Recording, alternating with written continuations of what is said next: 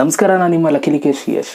ಯೂಟ್ಯೂಬಲ್ಲಿ 21ನೇ ತಾರೀಕು ನಿಮಗೆ ದುಡ್ಡು ಟ್ರಾನ್ಸ್ಫರ್ ಆಗುತ್ತೆ ಅಂತಂದರೆ ಗೂಗಲ್ ಆಡ್ಸೆನ್ಸ್ ಕಡೆಯಿಂದ ಅವರು ದುಡ್ಡನ್ನು ಟ್ರಾನ್ಸ್ಫರ್ ಮಾಡ್ತಾರೆ. ನಿಮಗೆ 25ನೇ ತಾರೀಕು ಒಂದು 4 ರಿಂದ 5 ದಿನದೊಳಗೆ ನಿಮಗೆ ಆ ಒಂದು ಅರ್ನಿಂಗ್ಸ್ ಮಾಡಿರುವಂಥ ದುಡ್ಡು, ಯೂಟ್ಯೂಬಲ್ಲಿ ಅರ್ನಿಂಗ್ಸ್ ಮಾಡಿರುವಂಥ ದುಡ್ಡು ನಿಮಗೆ ಡೈರೆಕ್ಟಾಗಿ ಬ್ಯಾಂಕಿಗೆ ಅವರು ಟ್ರಾನ್ಸ್ಫರ್ ಮಾಡ್ತಾರೆ.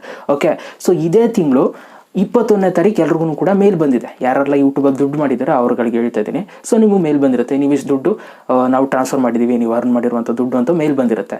ಆದರೆ ಇವತ್ತು 27ನೇ ತಾರೀಕು ಡೇಟು, ಆಯಿತಾ? ಇನ್ನೂ ತುಂಬ ಜನಕ್ಕೆ ದುಡ್ಡು ಕ್ರೆಡಿಟೇ ಆಗಿಲ್ಲ. ಅದರಿಂದ ತುಂಬ ಜನ ಹೊಸ ಯೂಟ್ಯೂಬರ್ಸ್ಗಳು ಭಯ ಪಟ್ಬಿಟ್ಟಿದ್ದಾರೆ. ಬ್ರೋ, ನಂದು 6-7 ದಿನ ಆಯಿತು ದುಡ್ಡು ಟ್ರಾನ್ಸ್ಫರ್ ಆಗಿ ಗೂಗಲ್ ಆಡ್ಸೆನ್ಸ್ ಕಡೆಯಿಂದ, ಆದರೆ ಇನ್ನೂ ಬ್ಯಾಂಕ್ ಅವ್ರು ಕ್ರೆಡಿಟ್ ಮಾಡಿಲ್ಲ.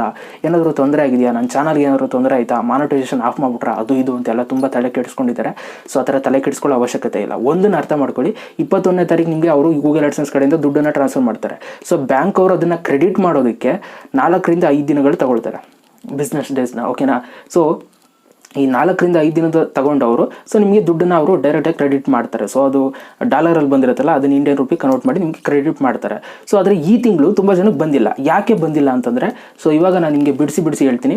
23ನೇ ತಾರೀಕು ನಿಮಗೆ ಬ್ಯಾಂಕ್ ಹಾಲಿಡೇ ಸಿಕ್ಬಿಡುತ್ತೆ. ಅಂತಂದರೆ ಶನಿವಾರ, ಅವತ್ತು ರಜಾ, ಆಯಿತಾ? ಬ್ಯಾಂಕ್ ಓಪನ್ ಇಲ್ಲ. ಅಲ್ಲಿಗೆ ಒಂದು ದಿನ ಡಿಲೀಟ್ ಆಗೋಯ್ತು.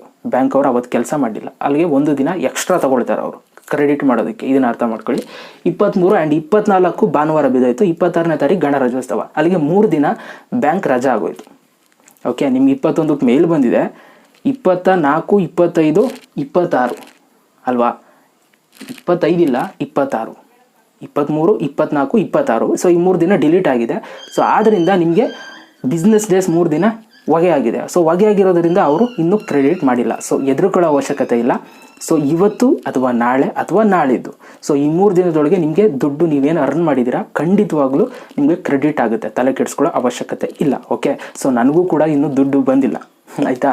ಹೆದರ್ಕೋಬೇಡಿ. ಖಂಡಿತವಾಗ್ಲೂ ಯಾವುದೇ ಕಾರಣಕ್ಕೂ ಯೂಟ್ಯೂಬರ್ ಅಂತೂ ಆ ದುಡ್ಡನ್ನಂತೂ ಯಾವುದೇ ಕಾರಣಕ್ಕೂ ಮಿಸ್ ಮಾಡಲ್ಲ. ನಿಮಗೆ ಮೇಲೇ ಬಂದಿಲ್ಲ 21ನೇ ತಾರೀಕು ಅಂತಂದರೆ ಆವಾಗ ನೀವೇನಾದರೂ ತಪ್ಪು ಮಾಡಿರ್ತೀರ. ಅಂತಂದರೆ ಐಡೆಂಟಿಟಿ ವೆರಿಫಿಕೇಷನ್ ಮಾಡಿರಲ್ಲ, ಏನೋ ಒಂದು ಗೂಗಲ್ ಆಡ್ಸೆನ್ಸಲ್ಲಿ ಏನೋ ಕೊರತೆ ಇರುತ್ತೆ ನಿಮ್ಮ ಇದರಲ್ಲಿ, ಚೆಕ್ಔಟ್ ಮಾಡ್ಕೊಳ್ಳಿ. ನೀವು ಮೇಲ್ ಬಂದಿದ್ರೆ ತಲೆ ಕೆಡಿಸ್ಕೊಬಿಡಿ, ಪಕ್ಕ ಕ್ರೆಡಿಟ್ ಮಾಡ್ತಾರೆ. ಹಂಗೂ ಕ್ರೆಡಿಟ್ ಆಗಲಿಲ್ಲ ಅಂತಂದರೆ ಕೆಲವೊಂದ್ಸಲ ಆಗಲ್ಲ. ಓಕೆ, ಕೆಲವೊಂದ್ಸಲ ಆಗಲ್ಲ ಅಂತಂದರೆ ಏನೋ ಒಂದು ಸಣ್ಣ ಪುಟ್ಟ ತೊಂದರೆ ಆಗುತ್ತೆ. ಒಂದೊಂದ್ಸಲ ನೀವೇನೋ ಬ್ಯಾಂಕ್ ಡೀಟೇಲ್ಸ್ ಚೇಂಜ್ ಮಾಡ್ಬಿಡೋದು, ಇವೆಲ್ಲ ಆದಾಗ ಮಾತ್ರ ತೊಂದರೆ ಆಗೋದು. ಹಂಗೇನಾರು ಆದರೆ ಬ್ಯಾಂಕಲ್ಲಿ ಹೋಗಿ ವಿಚಾರಿಸ್ಕೊಳ್ಳಿ. ಇವತ್ತು ನಾಳೆ ತಾಳ್ಮೆಯಿಂದ ಇರಿ, ಖಂಡಿತವಾಗೂ ಕ್ರೆಡಿಟ್ ಆಗುತ್ತೆ. ಓಕೆ, ನಾನು ಬರೆದು ಕೊಡ್ತೀನಿ. ಯಾವತ್ತೂ ನನಗೆ ಮೋಸ ಆಗಿಲ್ಲ, ಅದಕ್ಕೋಸ್ಕರ ಹೇಳ್ತಾ ಇದ್ದೀನಿ. ಓಕೆ, ಇವಾಗ ನಿಮ್ಮ ಒಂದು ಚಾನಲ್ ಯಾರೆಲ್ಲ ದುಡ್ಡು ಮಾಡಿದ್ದೀರಾ, ಈ ತಿಂಗಳು ದುಡ್ಡು ಕ್ರೆಡಿಟ್ ಆಗಿದೆಯಾ ಇಲ್ವಾ ಅಂತ ನನಗೆ ಕಮೆಂಟ್ ಬಾಕ್ಸಲ್ಲಿ ಕಮೆಂಟ್ ಮಾಡಿ ಅಷ್ಟೇ.